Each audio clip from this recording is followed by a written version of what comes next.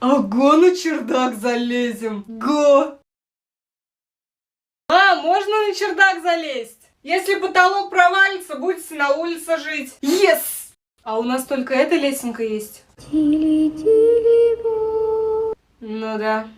Погнали. Ого, капец тут пыли. Ой, это похоже мамины старые игрушки. О, а это похоже осиное гнездо.